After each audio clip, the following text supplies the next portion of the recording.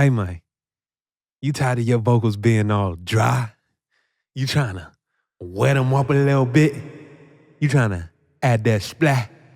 This that splat. Don't worry about it, sweetheart. Don't worry about it, sweetheart. This that splat. That's that splat right there.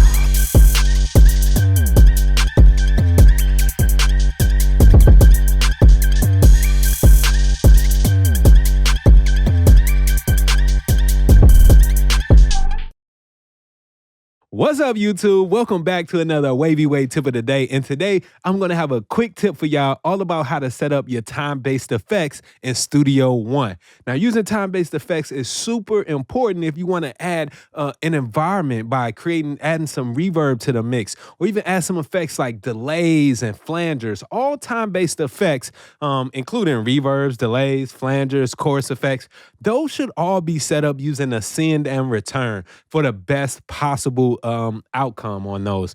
Now, of course, you can just insert a reverb effect directly onto a channel in Studio One or any other DAW, but it won't give you full control over it. I really like to manipulate and mold my effects, so I might add an EQ to a reverb, or maybe even add a flanger to a delay effect to give it the feeling that I need for the mix. You cannot do that if you just simply put it directly on whatever track you're using for the vocals or the instrument in your session, okay? So this tutorial is going to show you guys how to set up a send and return to be used for your time-based effects. All right, so pretty much what I got here already in this session is pretty simple. I just created an audio track and it's called record because this is where I'm going to record to. Now, typically before I record, I do like to use some reverb or delays, some type of effects to help get the artist in the mood so that, you know, they not just recording to some dry ass vocals, man. It really helps the feeling move a lot faster, especially just by adding a little bit of reverb. So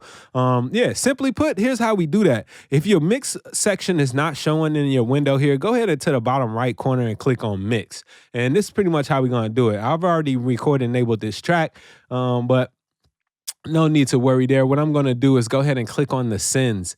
Now, make sure that you can see your sends on the track, and you may need to stretch it out just to make sure that you got the full view of everything, okay? Now, I'm just going to click on a send and add a effects channel.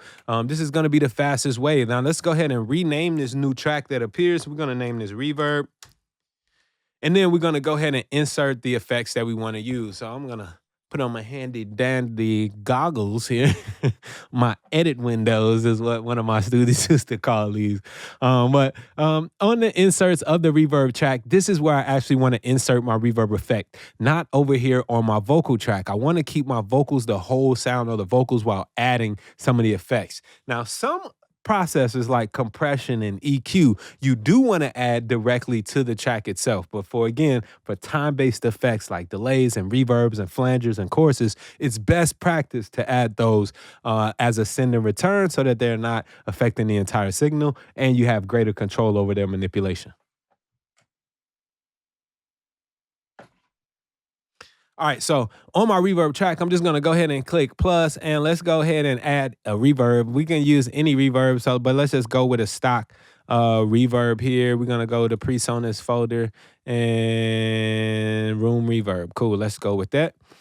Now, when you are using your effects as a send and return, it's very important to always make sure that the wet dry control is set to 100% mix or 100% wet, okay, is what you want it to be on.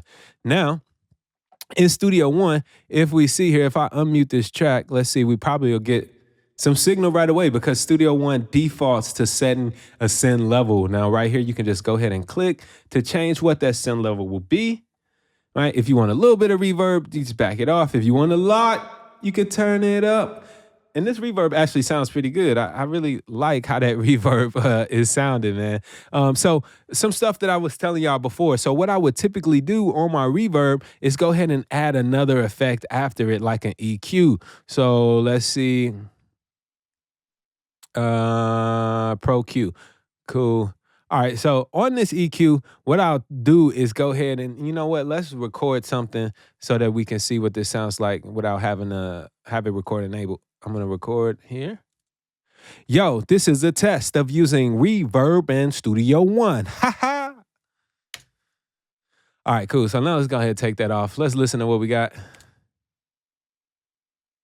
I said, let's take it off mute. Reverb and Studio. Yo, this is a test of using Reverb and Studio One. All right, cool. So now again, just to turn up that reverb, we can turn it up like that. Yo, this is a test of using Reverb and Studio One.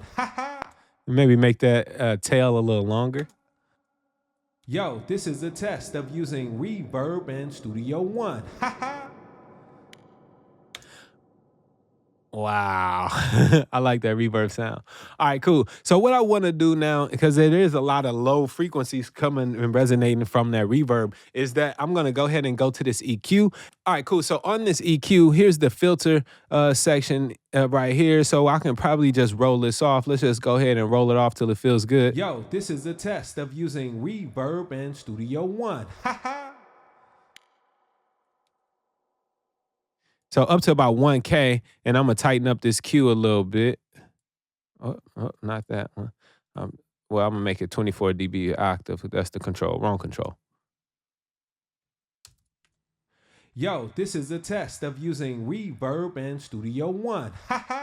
Cool, and then I can do the same thing with rolling off some of these high frequencies as well. And maybe even go up to 24 dB an octave there.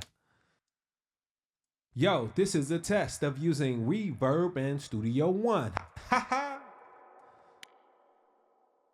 Yo, this is a test of using Reverb and Studio One. Cool. So that really gives me the flexibility to adjust that reverb. Let's show you guys how to set up a delay as well. So a delay is going to be set up the same way pretty much as the reverb. Well, I'm just going to go over to my vocal track or whatever the instrument is that I want to add this effect to. I'm going to click on the sends, and I'm going to add another effects channel. This one, let's call it delay. And we'll insert a delay plugin. Groove delay. Sounds good. All right. Cool. And simply put, you see that the send level automatically defaults to kind of unity gain there. But what we're going to do is just turn it down some and let's listen. Yo, this is a test of using Reverb and Studio One.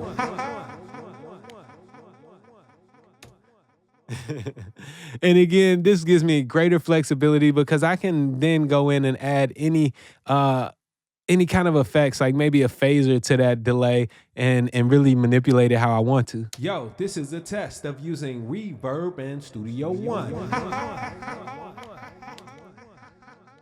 Wow. Yo, this is a test of using Reverb and Studio One. And then maybe even add an EQ on it too, because you know that thing is definitely got a lot of low frequencies, so we can go in and EQ it as well. Yo, this is a test of using Reverb and Studio One. Yo, this is a test of using Reverb and Studio One.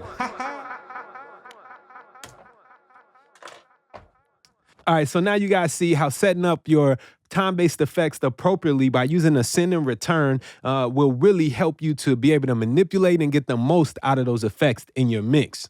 Now, I did use Studio One for this example, but you can use these same principles no matter what DAW you are working in, all right? If you found this video helpful, be sure to thumbs up and subscribe to the channel if you haven't already, all right? And when you're ready for some professional mixing services, hit up Wavy.com, where I got not only session templates to help you get started and mix on your own, but I offer professional services that I can go ahead and touch your record up for you as well, all right? So, till next time, y'all be dope.